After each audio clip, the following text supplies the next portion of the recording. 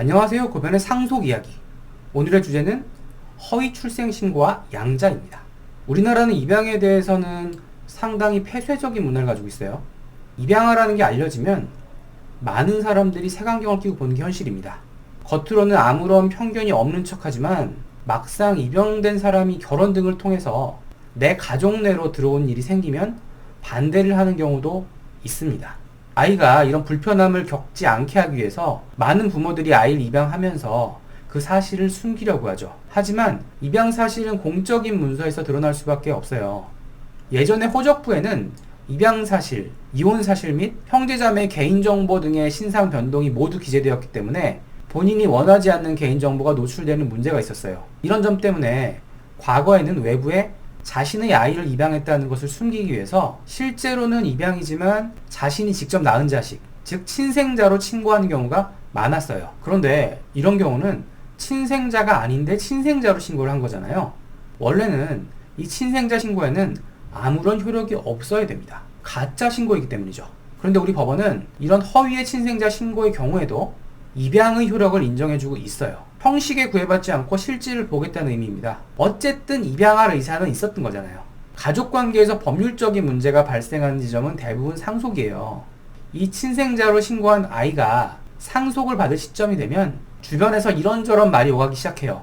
여러 이유가 있겠지만 가장 큰 이유는 피가 섞이지 않은 타인에게 자신이 상속받을 재산을 빼앗기기가 싫기 때문인데요. 실제로 친척들이 이렇게 친생자로 신고한 아이를 상대로 친생자 관계 부존재 확인해소라는 것을 제기하기도 합니다. 이 친생자 관계 부존재 확인해소라는 것은 말 그대로 친자 관계가 없다는 것을 확인해달라는 소송이에요. 원래는 이 친생자 관계 부존재 확인해소는 이해관계가 있는 사람이라면 소송을 제기할 수가 있습니다. 그런데 우리 법원은 이런 경우 실제로는 입양이지만 친생자로 신고한 사안에서는 이해관계가 있는 사람이 제기한 친생자 관계 부존재 확인해소를 받아들이지 않고 있습니다. 왜냐하면 허위의 친생자 신고에도 입양의 효력이 인정되는 이상에 법률적으로는 부모 자식 간의 관계이고 이 부모 자식 간의 관계에는 다른 사람이 간섭해서는 안 되죠.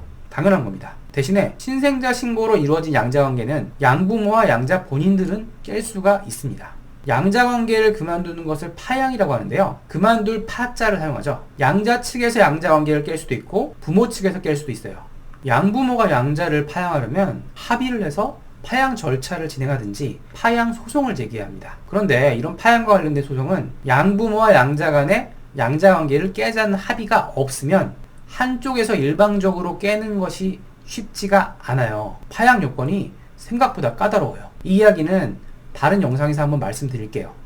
그런데 이건 양자로 가족관계 등록부에 등록이 된 경우고요. 앞서 말씀드린 것처럼 실제로 양자이지만 친생자로 신고가 된 경우에는 파양을 하려면 친생자 관계 부존재 확인해소를 제기해야만 돼요. 양자 관계를 깨기 위한 친생자 관계 부존재 확인 소송은 친척 같은 제3자는 제기할 수가 없고 양부모와 양자가 소송을 제기해야 합니다. 이 소송에서 파양을 해서 양부모, 양자 간의 관계를 정리할 수가 있어요. 최근에는 예전처럼 양자인데 친생자로 출생신고를 하는 경우가 많은 것 같진 않아요. 실무를 하다 보면 가족관계 등록법이 제정된 이후에 양자를 들인 경우에는 친생자로 출생신고를 하는 경우를 거의 못 봤네요. 아무래도 가족관계 등록법이 제정됨에 따라서 특별한 경우가 아니면 타인에게 민감한 정보들이 노출되지 않는 점이 크게 작용했다고 생각을 합니다. 입양되었다는 사실도 입양관계 증명서를 발급받기 전에는 원칙적으로 알 수가 없어요. 자, 기억하세요. 양자인데 친생자로 신고를 했다면 양자 관계를 깨트리기 위해서는 친생자 관계 전부 확인해소로 진행해야 합니다. 고변의 상속 이야기 도움이 되셨나요?